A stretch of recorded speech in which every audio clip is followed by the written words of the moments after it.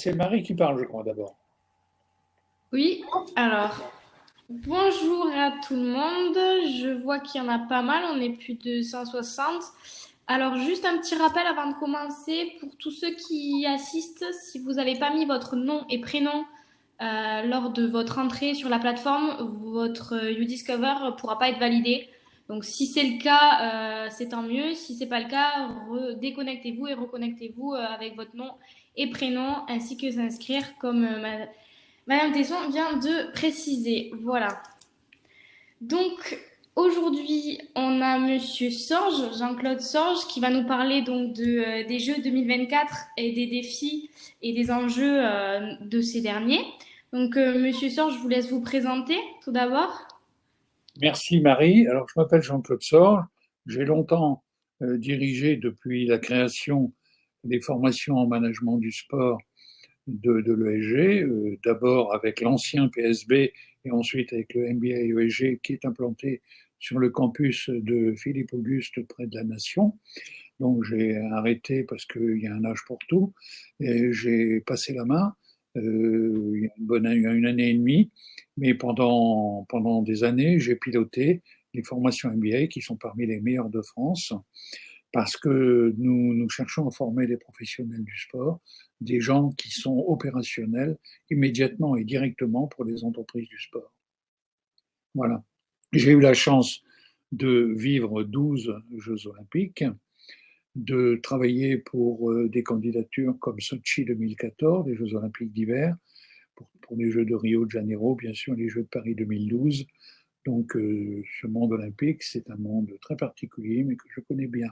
Et ça me fait très plaisir de vous apporter quelques éclairages sur cette candidature de Paris 2024, qui, vous le savez, n'est pas sans susciter quelques controverses parmi la population française, notamment le monde de l'écologie. Exactement, on est totalement d'accord avec vous. Alors, je vois qu'il y en a plein qui sont contents de vous avoir parmi eux, donc tout le monde a l'air ravi, donc c'est génial.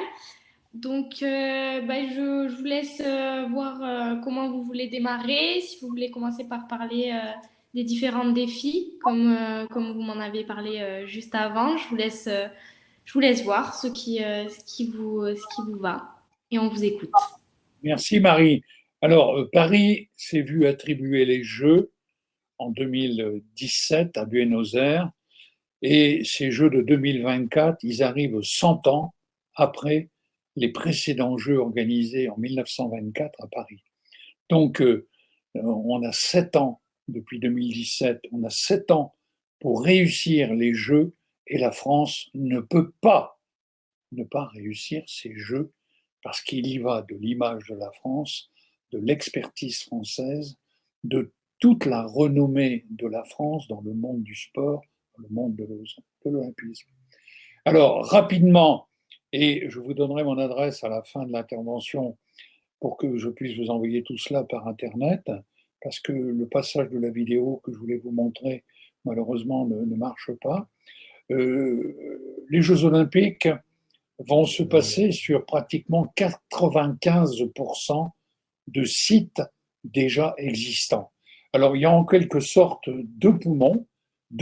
Un premier poumon qui est la Seine-Saint-Denis, donc le 93, avec, vous le connaissez tous, le Stade de France, le parc aquatique qui sera juste en face du Stade de France, le village olympique qui va être au carrefour Pleyel, vous voyez, qui va comporter 15, qui va pouvoir abriter, accueillir 15 000 personnes, et j'y reviens tout de suite, mais aussi le centre des médias, parce que vous savez qu'aux Jeux Olympiques, il y a 30 000 journalistes. Le centre des médias sera au Bourget.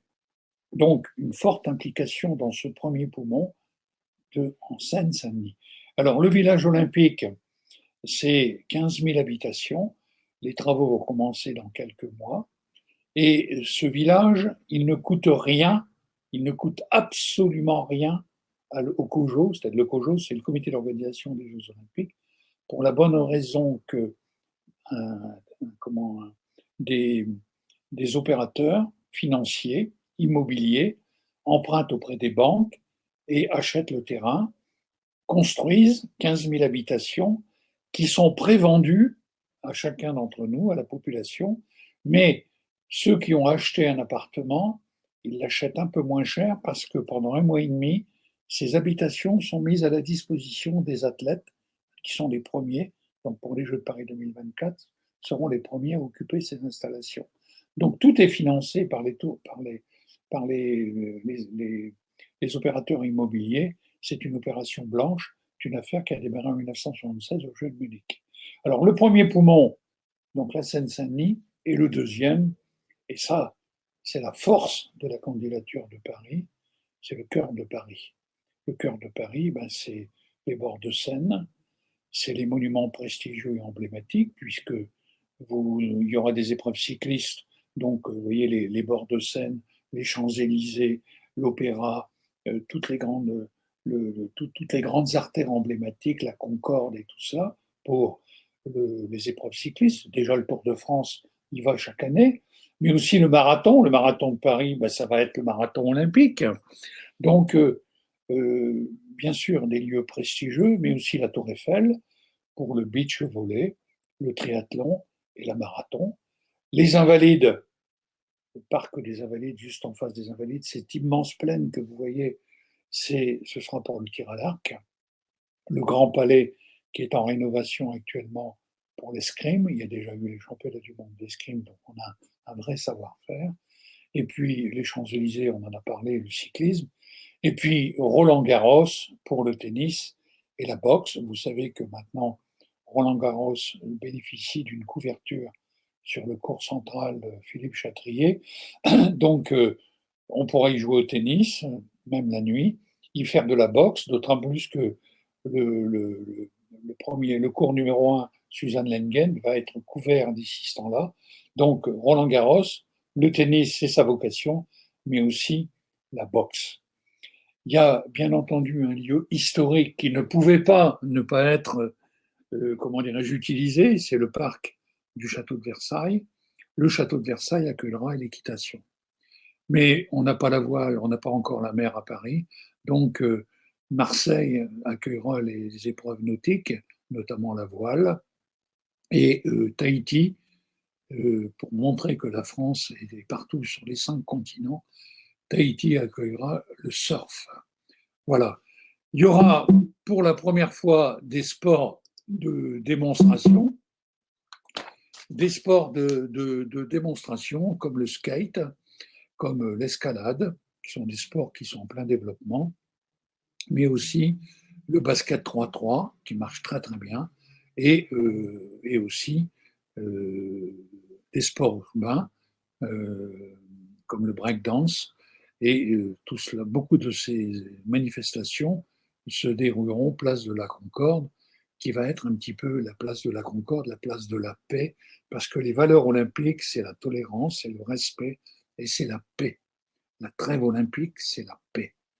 Donc, la grande innovation, c'est aussi de faire participer la foule aux épreuves olympiques. Ça va être une innovation que la France va apporter. Alors, les 6 défis. Il y a 6 défis pour réussir les Jeux. Le premier défi, c'est le défi financier.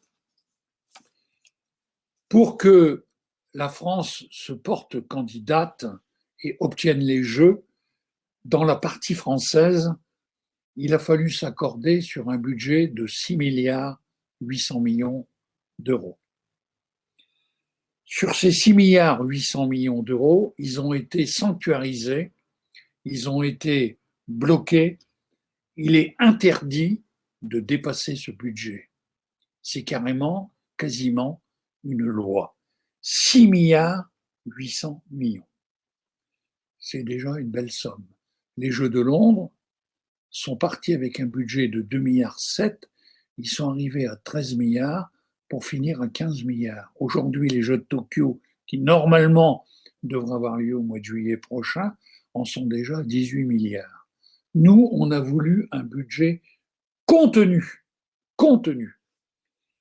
Sur ce budget de 6,8 milliards, et c'est dommage que je ne puisse pas vous afficher ce tableau que j'ai préparé pour vous, l'idée, c'est que les Jeux financent les Jeux. À peu près un peu plus de la moitié du budget des Jeux, de l'organisation des Jeux, est financé par un bon milliard, 1,1 milliard de partenaires. Le problème, c'est que les partenaires ne sont pas très chauds pour délier la bourse. Aujourd'hui, le provisionnel d'1,1 milliard est à peine arrivé à la moitié avec la BPCE, la banque publique d'investissement, donc la caisse d'épargne, EDF et avec Orange. Voilà les partenaires premium. Il y a ensuite d'autres partenaires, donc la FDJ, la Française des Jeux, et le COQ Sportif, qui sont des partenaires officiels.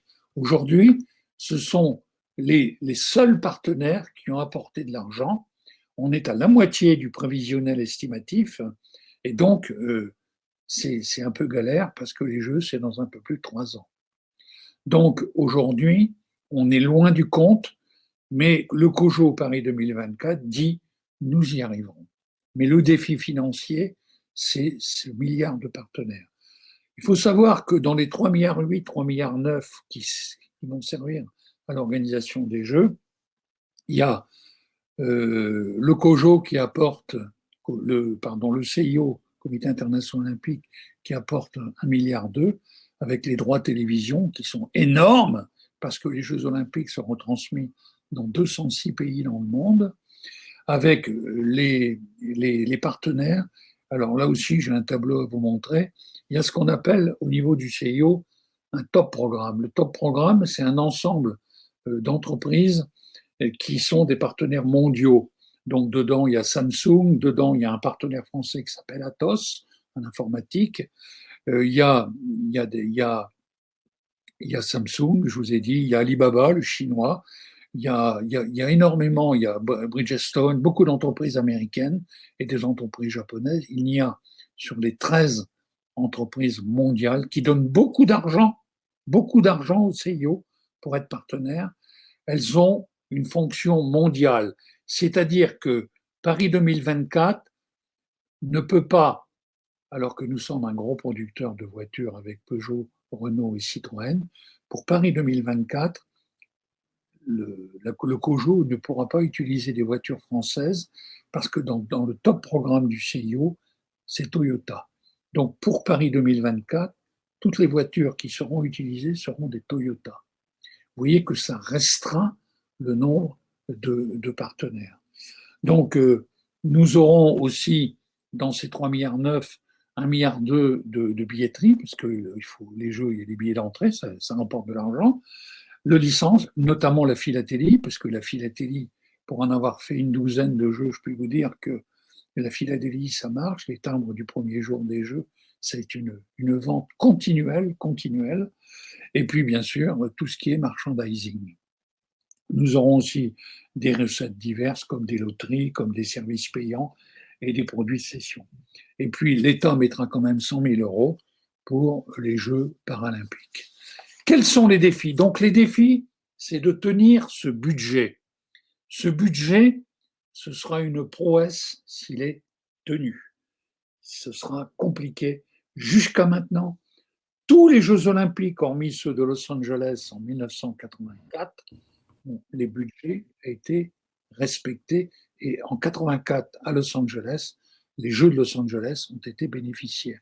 Ce sont les seuls Jeux. Pour vous donner un exemple, les Jeux d'hiver de Sochi en 2014, Vladimir Poutine avait prévu 12 milliards, on est arrivé à près de 40. La Chine, on n'en parle pas parce que c'est des chiffres, les Chinois sont très secrets, mais les Chinois ont probablement mis 100 milliards pour réussir les Jeux, mais les Chinois voulaient montrer à travers la vitrine des Jeux olympiques qu'ils étaient devenus une grande nation à l'égal des Américains. Et en plus, non seulement ils ont réussi des jeux magnifiques avec des infrastructures exceptionnelles, mais surtout, la République populaire de Chine est arrivée première au nombre de médailles, pas en médailles d'or, mais en nombre de médailles. La Chine a montré qu'elle était une grande nation sportive. C'est aussi l'olympisme, le sport, c'est aussi de la géopolitique, parce que le sport, c'est plus que du sport. Alors le deuxième défi, on en a déjà un petit peu parlé, c'est, bien sûr, le premier, c'est ce défi financier qui va être compliqué, qui va être compliqué. Et déjà en ce moment, le COJO est en train de réduire certaines dépenses, parce que, par exemple, ils ont déplacé le handball à, au, au, stade de Lille, parce qu'à Lille, on peut accueillir 25 000 spectateurs, donc ça va leur permettre, pour tous les matchs de handball, de dégager 25 millions de plus de recettes. Donc, vous voyez, on cherche des recettes nouvelles et on diminue les coûts. Il faut rester dans ce budget. Il faut tenir le budget. Le deuxième défi, c'est, on en a parlé, c'est attirer des sponsors. On en a déjà parlé, c'est compliqué. C'est compliqué. Les droits d'entrée dans le COJO 2024 pour les Jeux Olympiques, les prix sont exorbitants. La BPCE, qui a été le premier partenaire, a mis près de 200 millions d'euros. C'est énorme. Et peu d'entreprises, a fortiori en ce moment, avec la pandémie, avec la crise sanitaire, c'est très compliqué. Ensuite, les Jeux Olympiques de Paris 2024, qui est le point fort de ce dossier parisien, c'est le maillage avec le Grand Paris Express, le Grand Paris Express, avec ses nouveaux réseaux ferroviaires, ses nouveaux réseaux de RER. J'ai vu qu'aujourd'hui, par exemple, la ligne 14 vient d'avoir une nouvelle station, vous voyez, dans la ligne 14 Météor, la ligne automatique. Tout ça va s'agrandir. Donc tout ce grand réseau express va s'harmoniser avec les sites olympiques de façon qu'ils soient accessibles rapidement, dans de bonnes conditions, mais également dans de bonnes conditions environnementales. Donc, et bien sûr, toutes ces nouvelles connexions de transport seront reliées à, bien sûr, au village olympique. Donc, c'est un nouveau village, c'est un nouveau défi, c'est une nouvelle vision de la vie autour de Paris. C'est une formidable opportunité qui font que les Jeux, eh bien, contribuent à l'avancée du bien-être en région parisienne et notamment à Paris. Donc, les Jeux Olympiques, vous l'avez bien compris, ils auront lieu en 2024, au mois de juillet-août 2024, et en aucune raison, ils ne seront retardés. Ce qui veut dire que les Jeux Olympiques, ils font pression pour qu'il n'y ait aucun retard dans la livraison des équipements, mais aussi dans la mise en œuvre des transports, des nouvelles gares, etc. Donc c'est un stimulant qui est fantastique. Ça a été le cas quand on a eu la Coupe du Monde en 1998. Jamais on n'a arrivé à connecter la Nationale 1, l'autoroute 1 avec le Stade de France aussi rapidement. Il a fallu travailler jour et nuit, mais il fallait être prêt pour le jour J. Quatrième défi, c'est développer la Seine-Saint-Denis. En Seine-Saint-Denis, il y a 1 500 000 habitants. Je vous le disais tout à l'heure, c'est le département le plus pauvre de France. Et la Seine-Saint-Denis a un retard dans bien des domaines. Il y a un mieux vivre ensemble à développer. Il n'y a pas forcément beaucoup d'intégration des immigrés. Il y a 100 000 Maliens en Seine-Saint-Denis. Et les 100 000 Maliens, ils envoient de l'argent toutes les fins de mois au pays, à Bamako, au Mali. Et ces 100 000 Maliens qui envoient de l'argent toutes les fins de mois, c'est le premier budget de l'État malien. Vous voyez, c'est pour vous dire que c'est... Donc tout ça, il y a des disparités et le fait de privilégier le 93, la Seine-Saint-Denis pour les Jeux Olympiques, c'est pour construire, développer. Et puis aussi, avec cette belle piscine qui va être construite, avec la piscine de Marville aussi qui va servir au water-polo, avec la rénovation de la piscine d'Aulnay, ces piscines vont permettre à toute la population du 93, à tous les enfants, d'apprendre à nager. Il n'y a pas un enfant sur deux qui sait nager en Seine-Saint-Denis. Voilà. Donc, il va y avoir aussi en Seine-Saint-Denis donc le village olympique, je vous en ai parlé. c'est 17 000 lits. Vous imaginez 17 000 lits, 17 000 personnes. C'est une nouvelle ville qui va se créer grâce aux Jeux Olympiques, et elle va se créer, cette ville, dans un quartier de Seine-Saint-Denis, pas très loin du Stade de France, relié de manière express. Donc, c'est un énorme avancée au niveau urbanistique. Et puis, donc, il y aura 2200 logements qui vont être créés. Voilà. Le cinquième défi, c'est de créer un choc d'optimisme. Marie, je vous vois sourire, mais les Jeux Olympiques, il faut qu'ils puissent apporter à la population française un peu plus de joie de vivre, un peu plus d'optimisme, un peu plus de bonne humeur. Aujourd'hui, surtout en région parisienne, il fait gris, il fait froid, bien sûr, il y a la pandémie, ça n'arrange rien, mais on reçoit beaucoup de factures. Les déplacements ne sont pas toujours simples. Métro, boulot, dodo, on a entendu ça toute notre vie. Donc, il y a une certaine volonté, avec ces Jeux Olympiques qui durent 17 jours, de créer un ballon d'oxygène, un ballon de bonne humeur, un ballon d'optimisme. C'est important. Et bien sûr, tous les premiers ministres et les présidents de la République qui se succèdent sont tous favorables à organiser pendant leur mandat les Jeux Olympiques dans la capitale. Et puis, je pense à Marseille. Marseille est tout heureux d'accueillir les épreuves de voile. Et ça va être une véritable fête de la mer. Mais c'est aussi, pour la France, une formidable opportunité de montrer que la France est un pays de tourisme, la France est un pays d'hospitalité, la France est un pays où tout le monde peut vivre ensemble, la France est un pays où on mange bien, on peut se distraire, on peut tout faire en France, on peut tout vivre à Paris. On peut 80 cinémas à Paris, c'est quelque chose de fantastique. Donc, tout cela, c'est cette valorisation de notre patrimoine. Et le dernier, le dernier défi, c'est que la France veut montrer, à travers ces Jeux Olympiques, quelle est la fille de l'olympisme. C'est nous qui avons rénové les Jeux Olympiques en 1894 grâce à Pierre de Coubertin, le baron Pierre de Coubertin. Et donc, 100 ans après les Jeux de 1924, les Jeux à Paris doivent montrer que la France est un beau pays, que la France est un pays, le pays des droits de l'homme, un pays des libertés, un pays d'hospitalité, je vous l'ai dit, mais aussi un pays qui est capable d'organiser les grands événements.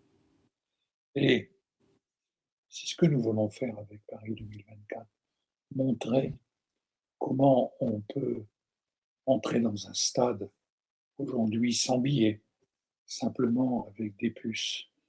Comment la sécurité, qui coûte de plus en plus cher, elle peut être réglée de manière non coercitive, c'est-à-dire non voyante, de façon discrète. Comment on peut se déplacer dans Paris facilement. C'est pour ça que les Jeux se passeront une grande partie au mois d'août et que le périphérique que vous connaissez tous, eh bien la voie de droite sera marquée VO, voie olympique. Personne ne pourra circuler autrement que les voitures olympiques.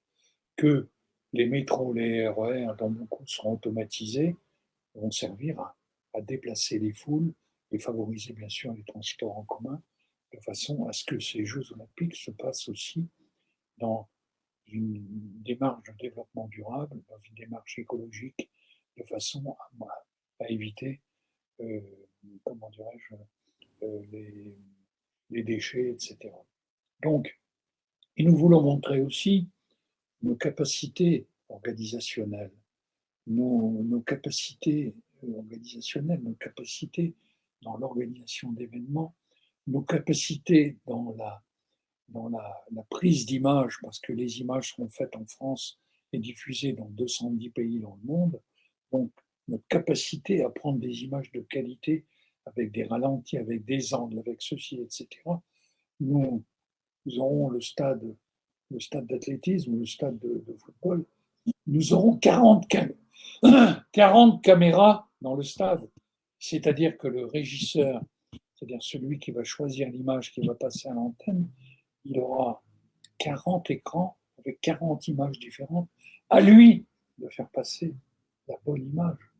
Donc tout cela, c'est des savoir-faire, mais aussi montrer nos technologies, nos capacités dans le ferroviaire, nos capacités dans la gestion des accueils à l'aéroport, nos capacités dans la billetterie, nos capacités, je vous l'ai dit, dans la télévision, nos capacités dans tous les domaines, et notamment dans le domaine du sport aussi, parce que nous sommes un pays qui exportons. Je vous donne un exemple. L'année prochaine, nous aurons à Pékin les Jeux olympiques d'hiver 2022. La Chine veut de plus en plus accueillir des grands événements. Les Jeux olympiques d'hiver, quand ils ont été accordés à la République populaire de Chine en 2015, il y avait en 2015 1% de la population qui pratiquait les sports d'hiver en Chine. 1%. Mais quand même, la population étant à l'époque 1,3 milliard passé, ça veut dire que 1%, il y avait quand même 13 millions de Chinois qui pratiquaient les sports d'hiver. En 2022, avec les Jeux olympiques à Pékin, le nombre de Chinois qui va participer, qui va pratiquer les sports d'hiver, va passer à 10%. C'est-à-dire 140 millions de pratiquants. Et la France a très bien joué, parce que nos ministres se sont déplacés là-bas, ils ont passé des accords avec la Chine, ça s'appelle Ambition Sport, et la France vend à la Chine des stations de sport d'hiver clés en main, des formations, de la logistique, des remontes-pentes, etc., des remontées mécaniques. Et puis, dans ce métier qui est si particulier, des moniteurs de haute montagne, des formateurs de haute montagne, nous sommes les meilleurs du monde. La Chine a acquis toutes nos connaissances, tous nos trucs, c'est nous qui assurons toutes ces formations. Donc on ne vend pas seulement de la logistique, des matériels, des équipements, on vend aussi beaucoup d'expertise. Et ça, c'est la France. Et nous voulons profiter des Jeux olympiques de Paris pour promouvoir cette commercialisation de l'expertise française, parce que nous avons des savoir-faire, nous avons des compétences qui sont reconnues mondialement, mais de plus en plus des pays, notamment l'Allemagne, grignotent sur nos compétences et nous devons les fortifier à travers l'organisation de grands événements. Donc, nous avons aussi un autre atout, c'est notre langue, la langue française. La langue française, c'est la première langue olympique. Merci Pierre de Coubertin. Il y a deux langues olympiques, la langue française et la langue anglaise. Mais la première langue, c'est le français. Elle prédomine sur l'anglais. Dans tous les pays du monde, c'est la langue française dont on parle dans le stade quand on annonce des informations. Tout est en français en premier. En 1996, à Atlanta, aux Jeux Olympiques, j'étais dans le stade, les Américains voulaient parler anglais dans le stade, quand on fait des annonces, etc. Ils voulaient parler anglais. Ça m'arrange à être obligé de dire, on arrête les Jeux si vous ne parlez pas français en premier. Donc ça, c'est un atout. Et développer la pratique de la langue française, développer la pratique chez le plus grand nombre dans l'usage de la langue française est aussi une démarche qui répond à notre souhait de réussir les Jeux olympiques. Voilà. Et puis, nous voulons, à travers ces Jeux, montrer que nous sommes un pays à dimension humaine. En 2028, les Jeux olympiques auront lieu à Los Angeles. Ça va être la démesure, les démesures technologiques, les innovations, etc. Nous aussi, nous aurons beaucoup d'innovation. Mais nous voulons montrer au monde entier, parce qu'il y a encore énormément de pays en développement, il y en a plus de 100 dans la planète, nous voulons montrer au monde que les Jeux olympiques, c'est des hommes et que ces Jeux doivent rester des Jeux à dimension humaine. Voilà, je voudrais répondre peut-être à vos questions maintenant. Et j'en profite pour ceux qui nous écoutent de vous donner mon adresse mail. Comme ça, vous pourrez m'envoyer un petit message avec votre adresse et je vous enverrai tous les documents, au moins 3, pour que vous puissiez avoir la visualisation de tous les sites olympiques, avoir le budget dont je vous ai parlé brièvement, et puis aussi avoir tous ces partenaires du top programme qui font que le CIO impose ses partenaires et qu'aucun autre partenaire français ne peut venir s'opposer à un partenaire du top programme du CIO.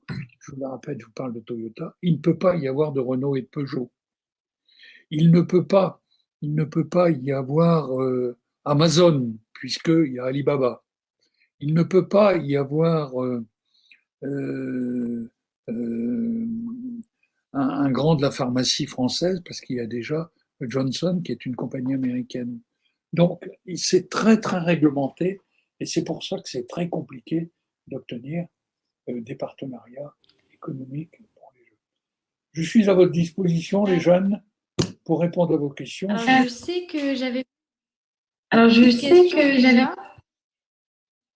La première, c'était en fait, vous avez parlé, mais vous n'êtes pas allé vous êtes allé un peu vite. Du coup, il y a une personne qui a demandé par rapport au Grand Paris Express que c'était aussi un facteur très important. Est-ce que vous pourriez développer un petit peu, encore une fois, par rapport à ça?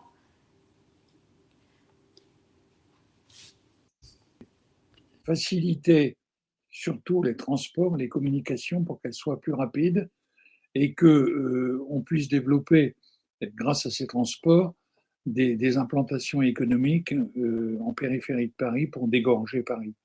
Donc, ce Grand Paris, ce Grand Paris Express, c'est 200 kilomètres de super métro. C'est énorme, c'est énorme. 200 kilomètres de transport en commun, c'est énorme. Et notamment pour l'implantation du village olympique, où il va y avoir, je le rappelle, 17 000 lits. Et puis, il va y avoir une énorme gare auprès du village olympique, qui va s'appeler la gare Pleyel, et tout sera, tout sera, grâce au Grand Paris Express, et merci aux Jeux olympiques, à 30 minutes.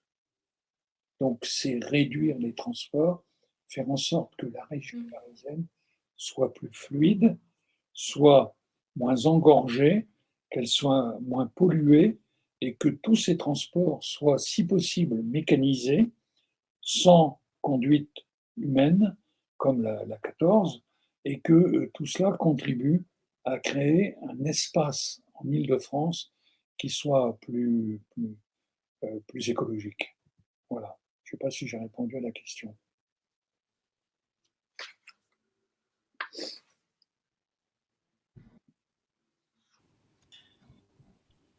D'autres questions, Marie? Alors, j'en ai une, c'est Bastien qui a posé cette question. C'est la question des puces pour remplacer les billets. Est-ce que c'est de sécurité ou de praticité? Est-ce que vous en savez plus? Voilà. Pour avoir fait, comme je vous le disais, une douzaine de Jeux olympiques, je dis, ça ne m'arrange pas parce qu'en ayant que 12, j'ai l'âge que j'ai forcément, mais la billetterie est très importante. D'abord parce qu'on est obligé d'avoir une billetterie qui doit être extrêmement rigoureuse, infalsifiable, avec tous les moyens de production maintenant. Donc un billet, c'est dommage que je ne sois pas en présentiel parce que j'ai des billets des Jeux olympiques. Un billet pour accéder à une épreuve olympique, on a inséré à l'intérieur du billet des hologrammes, qui sont des hologrammes de sécurité. C'est-à-dire qu'à 2 kilomètres avant le stade, on sait où chaque spectateur est situé. Voilà.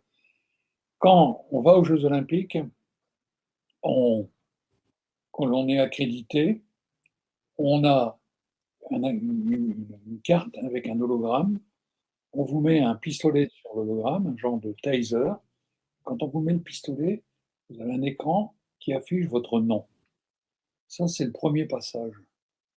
Ça se situe à 800 mètres de l'entrée du stade. Quand vous avez passé le premier passage, après ce pistolet et le nom qui est affiché, vous avancez 300-400 mètres et vous avez un deuxième contrôle. Un deuxième contrôle où vous mettez votre main avec vos 5 doigts à plat sur une plaque d'acier.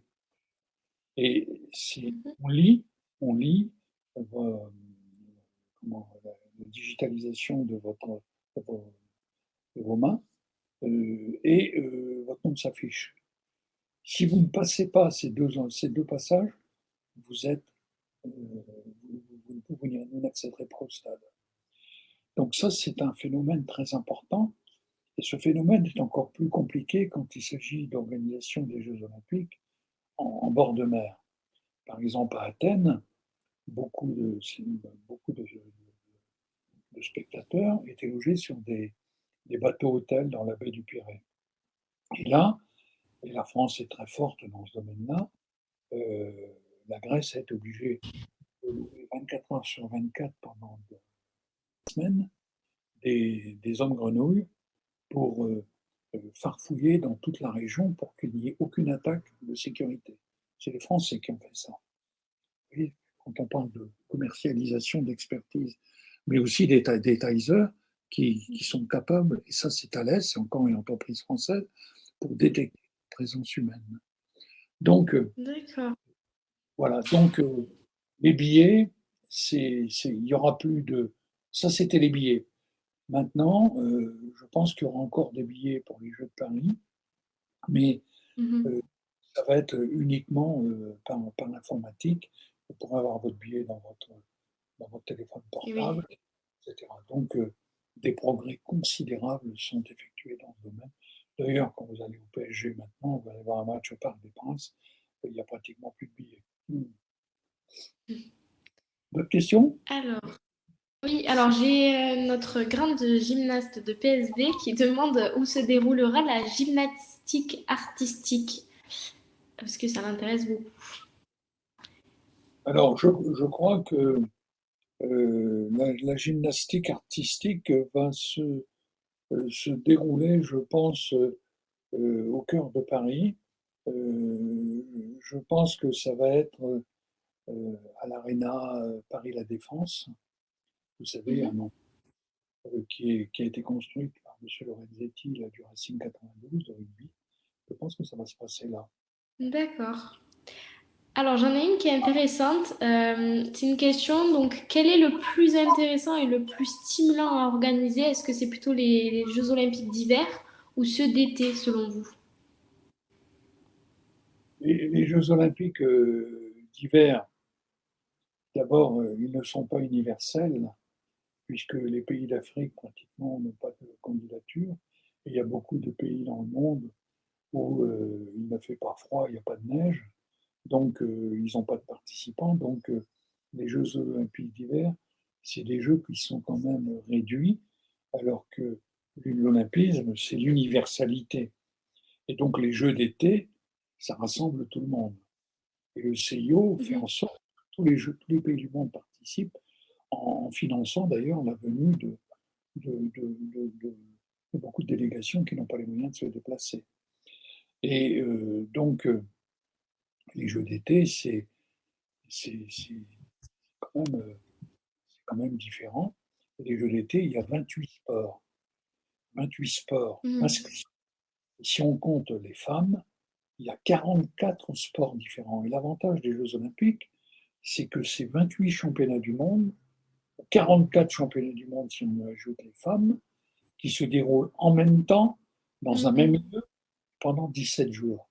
C'est ce qui fait l'intérêt des Jeux olympiques. On dit que les Jeux olympiques sont magiques. Ils sont magiques pourquoi? D'abord parce qu'ils n'ont lieu qu'une fois tous les 4 ans.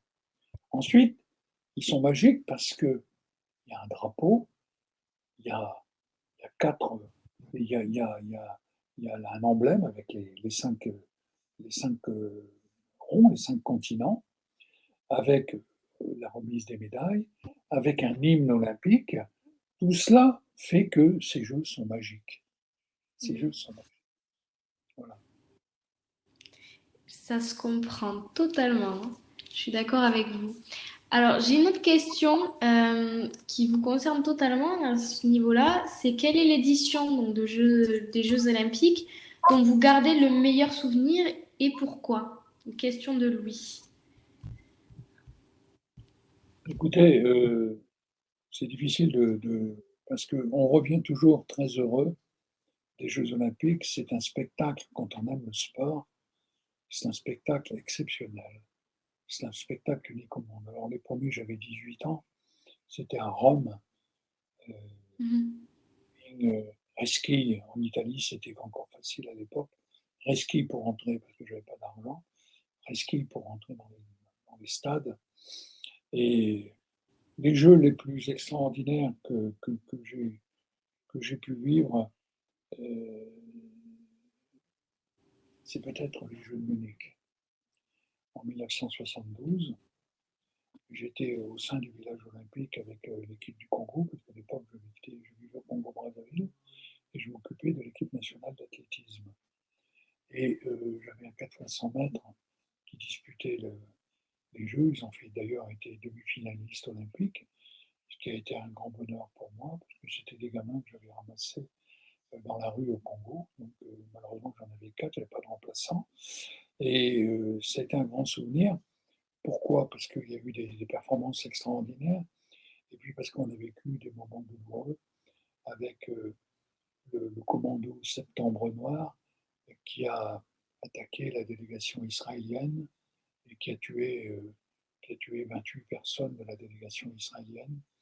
C'était la seule manière de se faire entendre, c'était la cause du désespoir. Donc j'ai vécu ça, moi, de visu, parce que ça s'est passé le 1er septembre 1972, et le 1er septembre, c'est mon anniversaire.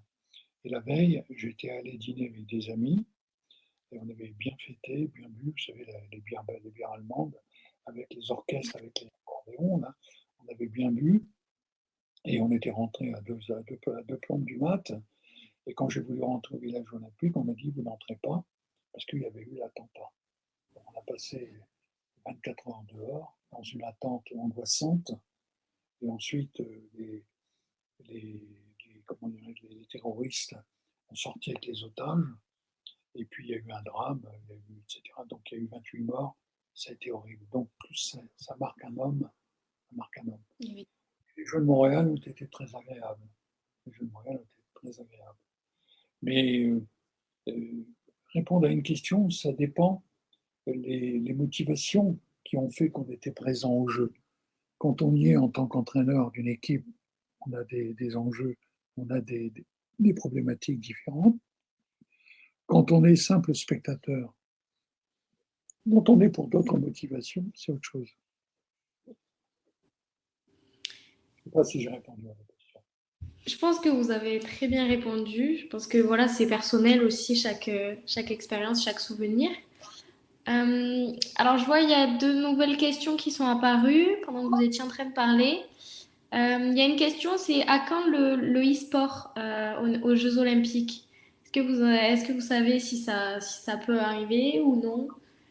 Le sport est en développement, vous le savez, c'est, Ouais. comme on dit, une affaire qui marche. Mais on a aussi parlé d'autres sports, dont le bridge aux Jeux Olympiques.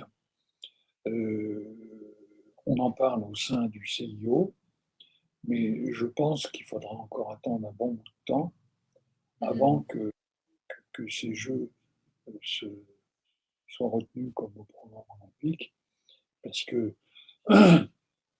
la- le souci, on va dire ça comme ça, le souci du Comité international olympique, qui est propriétaire des Jeux olympiques, c'est de réduire la voilure, parce qu'il y a 10 000 compétiteurs, 10 000 athlètes aux Jeux, Et chaque année, chaque édition, pardon, ça grossit et ça devient quelque chose de plus en plus lourd à gérer et de plus en plus onéreux. Et donc, le CIO et le président Thomas Bach, ils veulent réduire la voilure de façon à rester dans ce contingent de 10 000 participants. Donc, je pense qu'un jour on le verra, mais moi je ne le verrai pas. Mais peut-être que la personne qui a posé la question verra l'e-sport aux Jeux Olympiques. J'ai une autre question qui, je pense, est un peu intéressante aussi. C'est savoir un petit peu comment vous en êtes arrivé aujourd'hui à faire ce que vous faites, quelles ont été vos études. Est-ce que vous pouvez rappeler, vous en avez parlé un tout petit peu au début. Je crois que ça m'intéresse pas mal, comme on est en école de commerce, c'est toujours intéressant de savoir un petit peu le parcours des personnes qui nous parlent.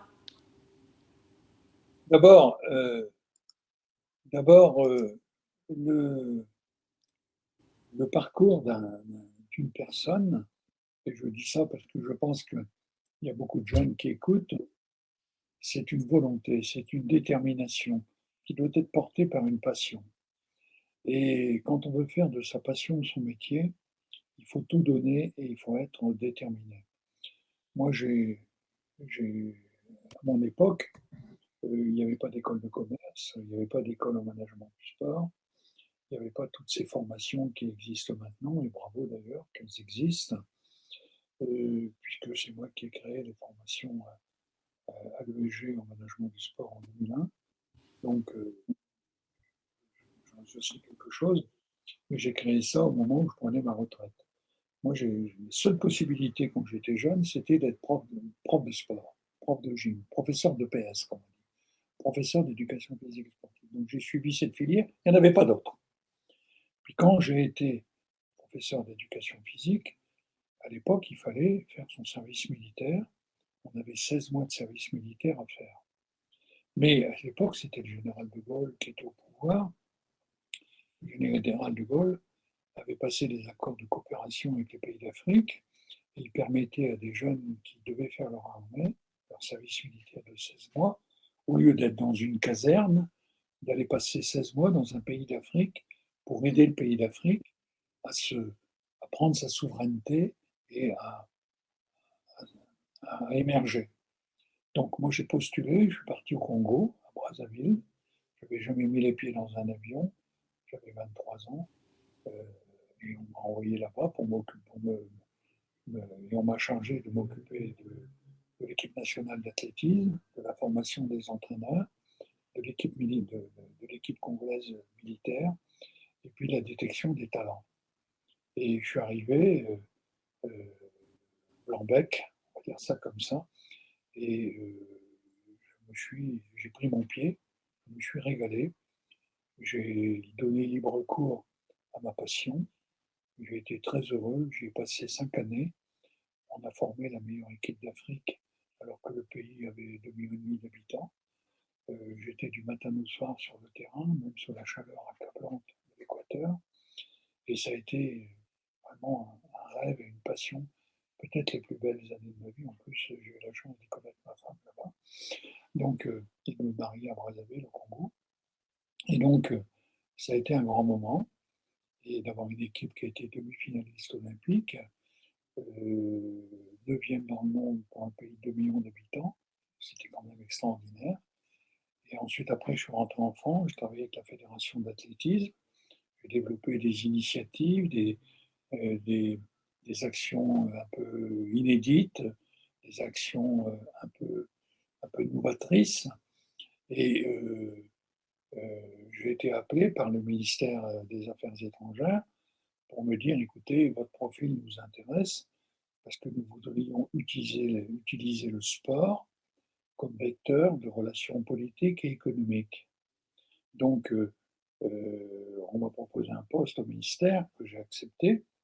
Et donc, comment faire avec du sport, développer des relations d'amitié, donc des relations politiques, et les relations politiques génèrent toujours des relations économiques. C'est-à-dire, en fait, utiliser le sport pour vendre la France à l'exportation. Ça a été une aventure fantastique.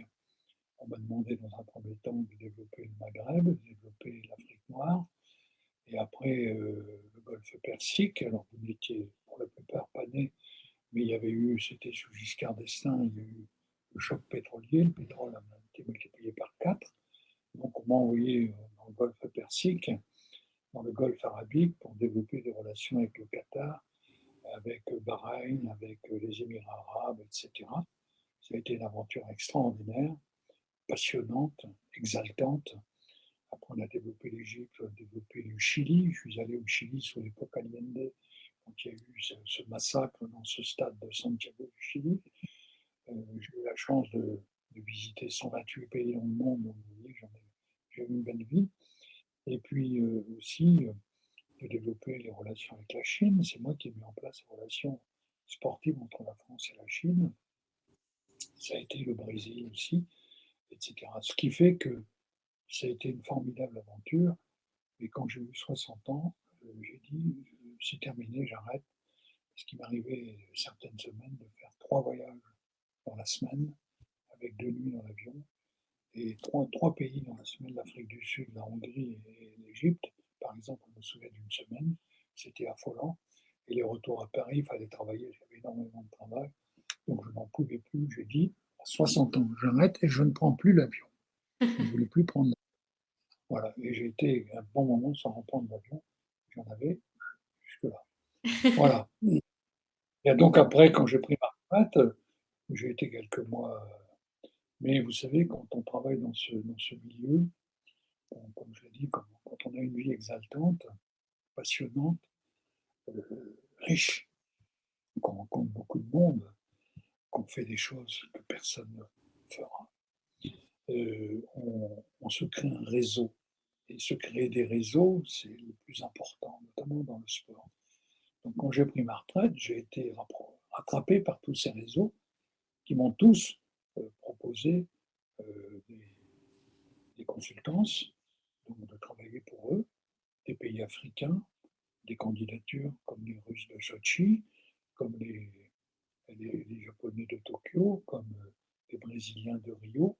On vous propose beaucoup d'argent pour travailler pour eux parce que vous avez le réseau et que vous pouvez influencer pour faire voter pour leur ville, pour avoir les Jeux Olympiques, parce que organiser une ville qui organise les Jeux, ça coûte cher, mais ça rapporte beaucoup d'argent. Donc c'est des enjeux financiers, et je ne veux pas trop m'attarder là-dessus parce que je ne veux pas être prétentieux. Mais quand les Russes sont venus me voir pour que je m'occupe de Sochi, notamment pour faire voter les membres africains que je connais tous, je les connais bien, parce que les membres africains du CIE qui votent, ils étaient 19 à voter. Alors les Jeux d'hiver, eux, ils ne sont pas concernés parce qu'il n'y a pas de pratique de sport d'hiver, mais ils votent. Donc il fallait les faire voter. Et je dois dire, et je le dis encore une fois sans prétention, j'ai leur confiance. Et donc, ils m'écoutent.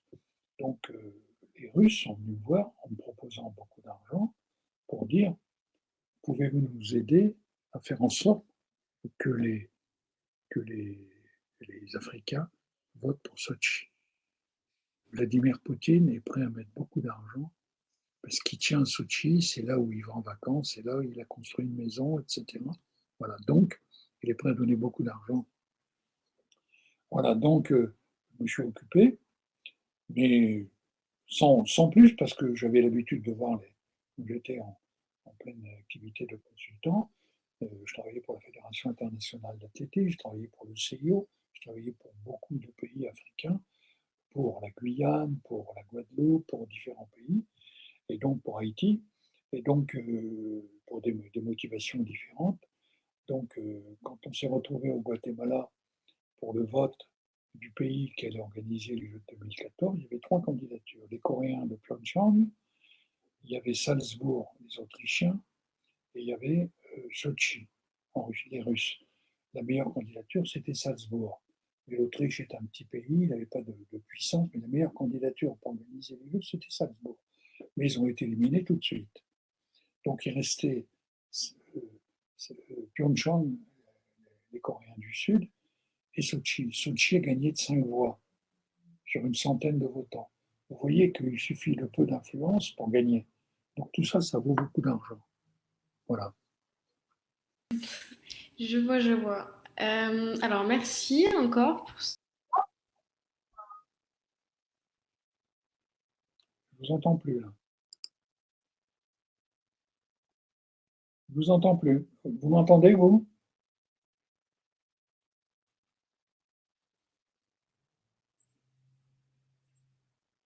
Voilà.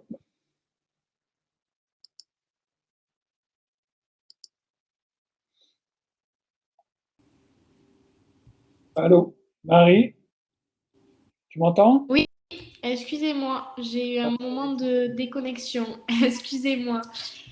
Alors, donc, on reprend. Donc, je vous remercie pour, déjà pour les réponses. J'ai une question qui continue un petit peu avec ce que vous avez déjà abordé. C'est bien sûr si vous aviez des conseils un petit peu à donner à des étudiants donc en école de commerce, notamment comme nous, pour réussir dans le management. Vous m'entendez là? Alors, si je peux vous donner, puisque j'ai dirigé les formations MBA en management du sport du groupe ESG depuis longtemps, bien sûr à Paris, mais aussi en Guadeloupe, mais aussi en Inde, mais aussi au Sénégal en ce moment, mais aussi à Beyrouth. Donc, si je puis me permettre de donner un conseil, c'est d'avoir une passion. Mhm. Parce que quand on vit sa passion et son métier, on est heureux dans la vie. Ensuite, d'être impliqué, de travailler. On n'a rien sans rien. Et quand on travaille en professionnel, on tire du plaisir à ce qu'on fait. Et il faut vivre son métier. Voilà. Donc, pour ceux qui sont en formation, n'ayez pas peur de vous impliquer, n'ayez pas peur de vous informer. Allez sur Internet, lisez la presse économique, parce que le monde est de plus en plus économique. Écouter les aînés, parce que les vieux comme moi, quelquefois, ils radotent, mais quelquefois ils disent aussi, ils ont vécu, ils disent aussi des choses vraies. Donc ne les prenez pas pour des gâteux, écoutez-les de temps en temps, excusez-moi de parler comme ça, mais c'est vrai. Et puis, donnez le maximum de vous-même, parce que dites-vous bien que ce que vous faites actuellement dans les écoles de commerce, vous préparez votre avenir, et que si vous faites un métier qui, excusez-moi le terme, mais si vous faites un métier qui vous emmerde, ben, c'est pas marrant. C'est vraiment pas marrant. Donc, faire ce métier qu'on aime, c'est être heureux. Excusez-moi de faire, Marie, une petite allusion personnelle encore. Moi, j'ai vécu de ma passion toute ma vie. Encore aujourd'hui, à 78 ans et demi, j'ai travaillé toute la journée pour des actions que je mène un peu partout, avec des projets de football à 5, avec le développement des pratiques féminines pour les gamines, etc. Je suis un homme heureux et je ne peux pas ne pas travailler parce que c'est ma passion. Donc, et je suis heureux. Et ça me manque si je passe une journée sans m'impliquer là-dedans. Ouais, c'est normal, hein. Voilà. Donc, accrochez-vous les jeunes. On vous souhaite que ça, hein, de toute façon. Je vous donne mon adresse mail si vous voulez. Vous m'envoyez un petit mail. Alors, Je vous donne mon adresse mail. ouais, vous pouvez l'écrire. Je peux l'écrire? Oui, normalement Ou bien je vous dans le chat, ou alors si vous voulez, vous le dictez et moi je l'écris en même temps. en petit, O-R-G-E, J-E-N-C-L-A-U-D-E, Sorge Jean-Claude, tout attaché en petit. Je répète, Marie, S-O-R-G-E-J-E-N-C-L-A-U-D-E. On est d'accord? C'est bon, Marie? Oui, arrobase. Non. Sorge Jean-Claude, tout attaché en petit. 99. 99, d'accord. J'ai mis un chiffre parce que, vous savez, j'ai été piraté plusieurs fois. Et il paraît que quand on met un chiffre, on l'est moins. Alors, Donc 99, arobase, gmail.com. arrobase gmail.com. Parfait. Je l'envoie comme ça, tout le monde pourra lire. Et voilà, c'est parfait. Hop, comme ça, voilà, comme vous l'avez dit, s'il y a certains élèves qui ont envie de voir les documents qu'on n'a malheureusement pas pu vous montrer, Monsieur Sorge se fera un plaisir de vous les transmettre, si j'ai bien compris. avec grand plaisir, et vous verrez que ça vous apportera des éléments complémentaires, notamment des vidéos sur les sites des jeux. Ce sont bien sûr pour la plupart des images de synthèse, parce que certaines ne sont pas encore construites, comme le village olympique, mais vous y retrouverez une chose fantastique, c'est le Parc des Princes à côté du stade Jean-Bouin, et à côté de Roland-Garros. C'est extraordinaire, extraordinaire.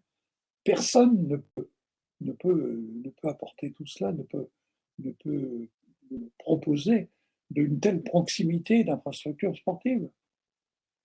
Personne ne peut proposer une aréna comme à la Défense, où on peut y faire un mariage de 1000 personnes, mais aussi un match de rugby avec 30 000 spectateurs.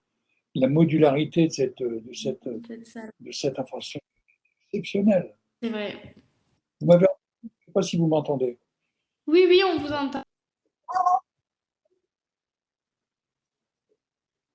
Sortjean-claude99@gmail.com. Voilà. On est bon. Hop. Alors, est-ce que vous m'entendez? Parce que j'ai peur d'avoir moi-même un Je ne vois plus souci. Marie, j'en suis vraiment désolé parce que j'ai beaucoup de plaisir à vous regarder. Mais... Ah voilà, vous revenez. Vous n'étiez plus là, j'étais malheureux. Ça va, je suis de retour. Vous inquiétez pas. Je ne vous laisse pas. Alors, je vais voir peut-être une dernière question et avant de partir. On va finir sur est-ce que vous pensez que nos Français auront une chance de gagner les Jeux? Ouais, forcément, des Français vont gagner, seront champions olympiques et ils auront des médailles. Certains de nos ministres précédents avançaient 80 médailles pour les Français. Faut, si on a 80 médailles, on sera tous contents, mais il ne faut pas rêver. Faut pas rêver. Mais voir que le niveau sportif augmente dans tous les pays, que de plus en plus de pratiquants dans le monde, puisque vous savez que le sport, c'est le premier employé, c'est la plus grande entreprise du monde. Euh, je ne sais pas si vous savez, il y a 262 millions de footballeurs dans le monde. On en a 2 millions en France. Vous connaissez une entreprise en France, comme la Fédération française de football, qui a 2 millions 100 000 licenciés. Vous connaissez une entreprise qui a 2 millions 100 000 licenciés, ben, c'est la Fédération de football. C'est la première entreprise de France. Donc, le niveau a monté partout. Les méthodes d'entraînement se sont développées dans tous les pays. On n'attendait pas il y a quelques années la Jamaïque et on a vu avec Usain Bolt les résultats fantastiques.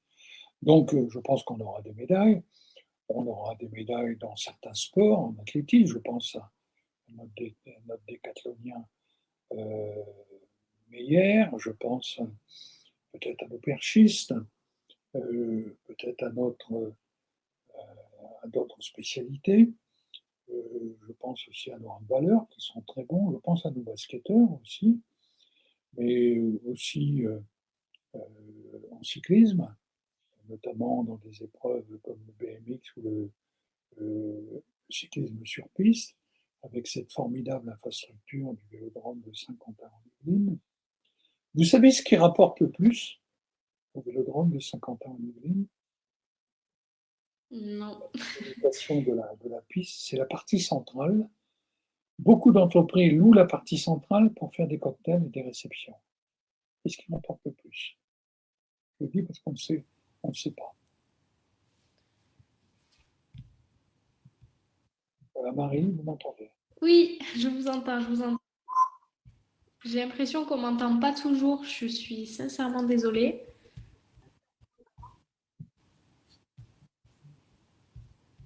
Est-ce que vous m'entendez toujours? Pas parfaitement, Marie. Vous m'entendez, vous? Oui, moi je vous entends, c'est parfait. C'est parfait. Vous m'entendez à vous? Bah, écoutez, merci beaucoup.